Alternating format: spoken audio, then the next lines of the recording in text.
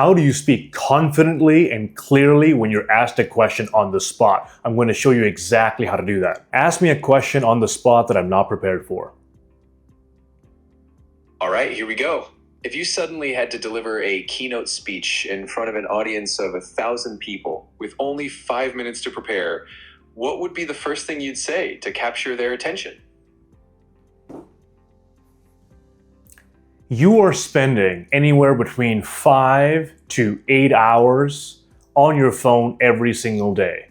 When you compound that over the next 5, 10, 15, 20 years, you would have wasted more than half of your waking hours. Let that sink in. My addiction to my phone has costed me progress in my business, has costed me relationships, has even led to physical ailments in my body because I wasn't exercising. So if you want to take back control of your life, you have to learn to reduce your screen time and bring it down to a healthy level, something around an hour, maybe an hour and a half tops.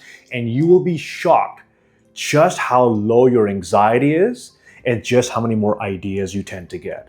So if there's one topic that I could make a speech about, it would be phone and screen addictions. Now, it wasn't the most amazing speech in the world, but hopefully you can see that on the spot I was able to speak. The first thing I did was my mind went into many different directions. What should I talk about? Should I talk about this or that or this or that? I paused for a fraction of a second. I selected the idea that came to mind, which was phone addiction, and I started the speech by saying something that might grab your attention.